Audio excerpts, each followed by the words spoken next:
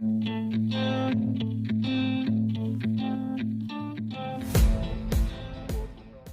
दोस्तों, आप सभी का हमारे चैनल में स्वागत है।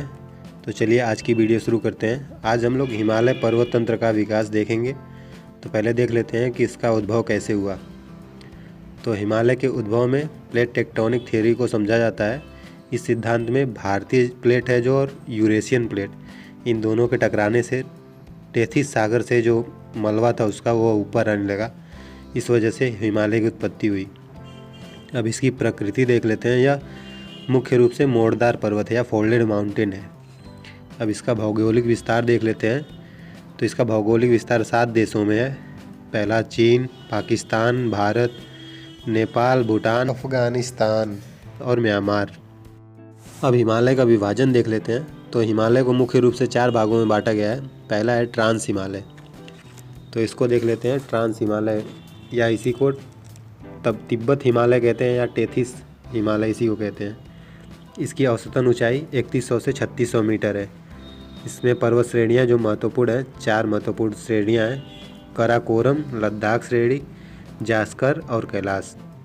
तो इसमें कराकोरम श्रेणी को ब्लैक बोन ऑफ एशिया कहा जाता है या एशिया की रीढ़ की हड्डी कहा जाता है। अब अगला है लद्दाख रेंज। यह लद्दाख श्रेणी के लेह के उत्तरी भाग में स्थित है। कुछ विद्वान इसे ही कैलाश, इसी में कैलाश की स्थिति को मानते हैं। अगला है जास्कर श्रेणी। यह नंगा पर्वत को धारण करती है। अगला है कैलाश पर्वत श्रेणी। इसी में मानसरोवर झील है जो सिंधु, सतलज और ब्रह्मपुत्र तीनों का उद्गम स्रोत है। हिमालय का अगला भाग है बृहद हिमालय। इसकी औसतन ऊंचाई 6100 मीटर मानी जाती है। इसी के अंतर्गत हिमाद्री या इसी को आइस माउंटेन भी कहा जाता है। यह सबसे आंतरिक भाग से निर्मित है। अब इसके पर्वतों की ऊंचाई देख लेते हैं। तो इसमें मुख्य रूप से विश्व का सबसे ऊंचा पर्वत माउंट एवरेस्ट पाया जाता है जो नेपाल में स्थित है।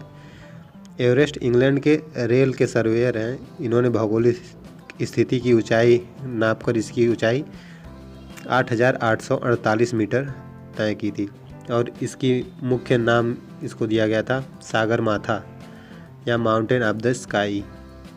अब इसी में अगला जो पर्वत है वो है कंचनजंगा जो सिक्किम में स्थित है। यह भारत की सबसे ऊंची चोटी है कंचनजंगा। अगला है मकालू, यह नेपाल और चीन में स्थित है। अगला है नंगा पर्वत, यह पियोकिया बाल्टिस्तान में स्थित है। अगला है कामेट, यह उत्तराखंड में है स्थित।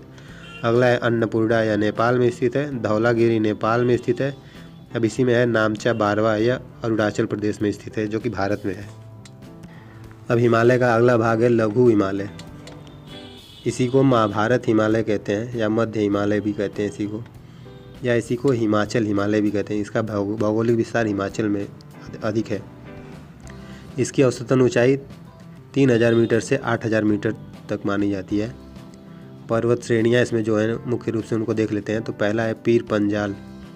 यह पर्वत श्रेणी का मुख्य विस्तार जम्मू कश्मीर के क्षेत्रों में हुआ है, यद्यपि पंजाब के क्षेत्रों में भी इसका विस्तार है। अगला है महाभारत, यह नेपाल में स्थित है। और अगला है धौलाधर, यह हिमाचल प्रदेश में स्थित है।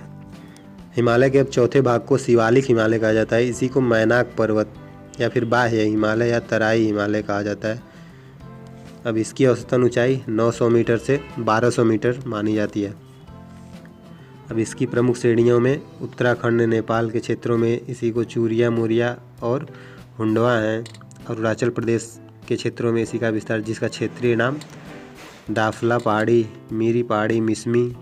इसी में अगला है असम। असम में मिगिर की पहाड़ियों के नाम से इसको जाना जाता है। नागालैंड में इसी को पटकाई बूम नाम से जाना जाता है। मणिपुर में इसी को बराइल नाम से जाना जाता है। अगला है मिजोरम में इसको नीला माउंटेन या मिजो लुसाई नाम से जाना जाता है। अगला है म्यांमार। म्यांमार में इसको अराकान पेओंगू यामा नाम से जाना जाता है। और मेघालय में खासी जयंतिया के नाम से भी जाना जाता है। अब हिमालय के प्राकृतिक विभाजन को 4 भागों में देख लेते हैं। तो इसी में है जो सिंधु नदी और सतलज नदी के बीच का हिमालय, उसे पंजाब हिमालय कहते हैं। और सतलज से काली नदी के बीच के हिमालय को कुमायूं हिमालय कहा जाता है। अगला है काली नदी से तीस्ता नदी तक के बीच के भाग को नेपाल हिमालय कहा जाता है। और इसी में तीस्ता से ब्रह्मपुत्रा के बीच जो स्थित हिमालय है उसको असम हिमालय कहा जाता है। अब हिमालय के प्रमुख ग्लेशियर्स को देख लेते हैं। इसमें सिसाइकी ग्लेशियर है और सियाचिन ग्लेशियर है, बिफायो ग्लेशियर है, बाल्टेरो ग्लेशियर है, रीमो ग्लेशियर है, भीलम ग्लेशियर है और केदारनाथ, जिसको सभी लोग जानते ही हैं, उत्तराखंड का है। इस प्रकार हिमालय के बारे में इतनी जानकारियाँ प्री के लिए महत्वपूर्ण हैं। तो आगे हम लोग हिमालय से संबंधित एक मेंस का क्वेश्चन देख लेते हैं।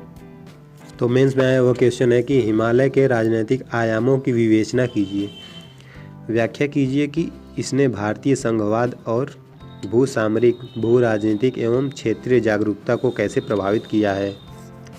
तो इसके लिए हम पहले हिमालय का मानचित्र में बना लेते हैं, इसका मैपिंग कर लेंगे, ये ज़रूरी है मेंस के लिए।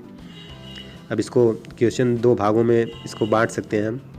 पहले हिमालय के राजनीतिक आयामों की विवेचना कर लेंगे और उसके बाद क्वेश्चन का जो दूसरा खंड है उसको देखेंगे।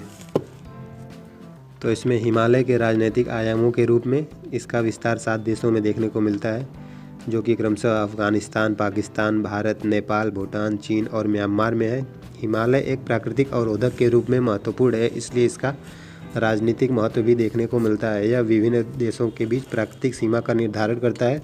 वर्तमान समय में कश्मीर तथा सियाचिन जैसे विवाद इसी के मुख्य भाग हैं। इसी के साथ मैकमोहन रेखा भी भू राजनीतिक विवाद के रूप में महत्वपूर्ण है। हिमालय के राजनीतिक आयामों को प्रस्तुत करने के रूप में ही नेपाल अपने बफर स्टेट के रूप में अपनी स्थिति को बनाए रखने में आज सफल है। अब इसके प्रश्न का दूसरा भाग है, उसको देख लेते हैं। इसने भारतीय संघवाद को भू सामरिक स्थिति के लिए उत्तर दिशा से सैन्य आक्रमणों को असंभव बनाकर सुरक्षा प्रदान किया है। हिमालय ने भारत के भू राजनीति को सुरक्षा के माध्यम से ही राजनीति के संतुलन एवं विकास को प्रोत्साहन के लिए भू राजनीति के रूप में अहम भूमिका निभाई है। हिमालय नदियों के स्रोत के साथ ही जल संसाधन उपलब्ध कराता है, जिसका प्रयोग कृषि के क्षेत्र में लोगों के द्वारा करके उन्हें लाभ मिलता है और जिससे क्षेत्रीय जागरूकता के लिए अवसर मिलता है। इन सभी प्रकार से के तथ्यों के आधार पर यह कहा जा सकता है कि हिमालय ने भारतीय संघवाद की भू सामरिक, भू राजनीतिक एवं क्षेत्रीय जागरूकता को विभिन्न प्रकार से प्रभावित किया है। तो आज के वीडियो के लिए इतना ही, मिलते हैं नेक्स्ट वीडियो में, तब तक के लिए बाय बाय।